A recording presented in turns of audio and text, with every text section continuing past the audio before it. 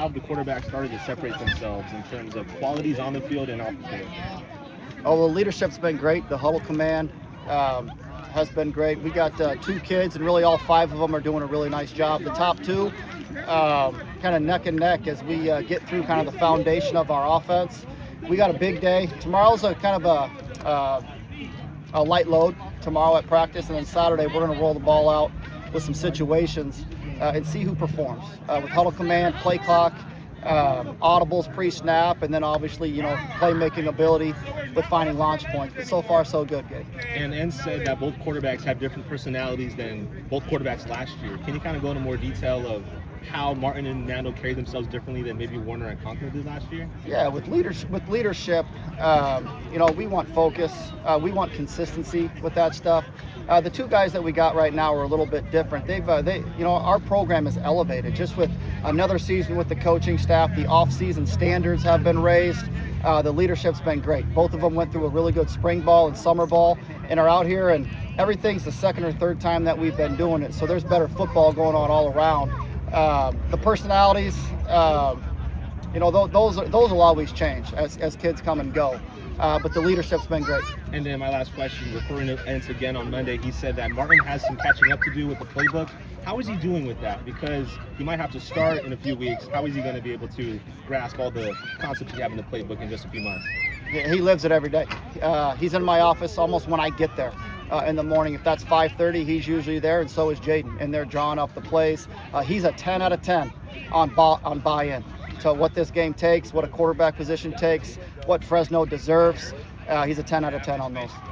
Yep. Coach, any highlights or anything catch your eye about today's practice in particular? Highlights. I remember the lowlights right away. The highlights, there was good. Little QB run game went in today. Some 3rd and 1, 3rd and 2 run game. I thought that we handled the fronts and, Coach Benedetto's defense decent in those sessions. On the other hand, we did 4 2-minute drives. No timeouts, got to score situations. We were 0 for 4. Look forward to watching that film and seeing how we could have been better. But there were no assignment errors. We didn't waste any time. The young men are executing at a high level. We just got to put them in situations to be successful. But the buy-in, the assistant coaches are doing a really nice job at preparing a team to win football games however we can. Run game, pass game, situationally. Our young men will be ready to play ball. From a coordinator's perspective, what are some trends that have caught your eye from the other positions over camp, besides quarterback? O-line, we're growing every day. We're kind of a mix and match O-line. We got 2 tackles back that are huge for us. But in the middle, we got some rotational guys that are really growing up.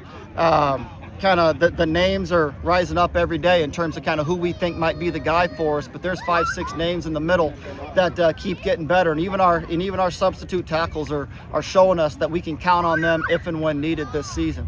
The backfield, with Ray Sean and Bryson out here kind of in the first aid jersey, the young guys are getting a lot of reps, figuring out who can be, 3, 4, 5, 6 for us, because we all know that running backs do take a beating in the Pac-12. That's coming up for us.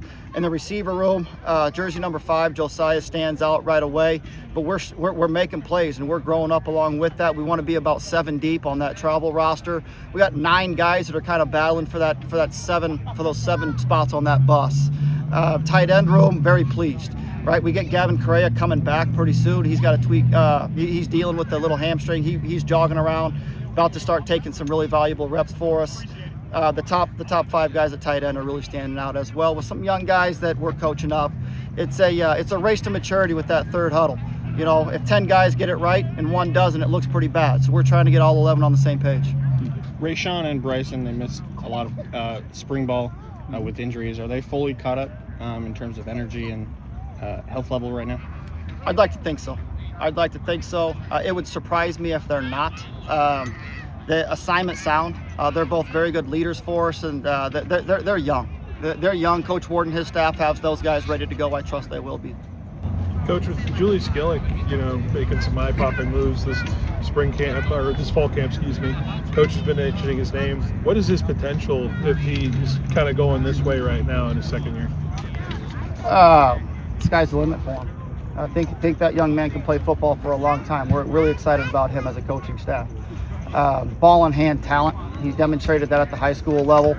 We knew what we had. You guys saw a little bit of that in the Arizona Bowl. where he came in and played really tough, and I was really excited for him to get those banked reps under his belt. He can be as good as any back out here on the West Coast if he keeps his head down and works. Got to clean up the fundamentals. The alignment errors that happen, the blitz pickup errors that happen. But when it's a run play and he's getting the ball, his vision is fantastic, and he's very talented with the ball in his hand. So you mentioned that with the running back room. How much you mentioned that blitz pickup, that pass protection, where is that factoring into what those guys will be getting their reps eventually? If you can't do it, you can't play. We've got 2 proven guys up front that can pick up, that know everything we need for them to do. We'll be ready.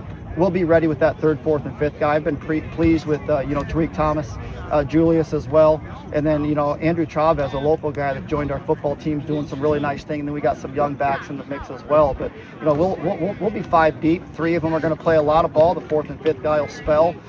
We feel good about that situation. But so much goes into blocking. How much do they do that at the high school level? That transition from that level to this level, where we're in your face blitzes. It's not, you can't just throw a shoulder. You got to get your feet with you. You got to use your hands, and all those techniques. We're still growing up. Coach Pryor's doing a really nice job. Yeah. Yep. How close is this quarterback battle? How much is Mandel pushing Martin, who's coming in from a new system, but has the tools we've talked about? Like, how close is this truly? I am so pleased with Jaden Mandel. His growth, his buy-in to himself, his body. The 3rd down stuff that we just did, I was really impressed with what Jaden Mandel just did. Christian's really blessed. Big body, very talented arm, coming from a good program. So there's some ideas that he brings up that we may or may not implement into our offense. It's a really close battle, and I love that. We need 2 quarterbacks, maybe even 3. Knock on wood, maybe not, but we feel really good knowing that we have 2 leaders that huddle will respond to if and when they're in that huddle, and that's really good.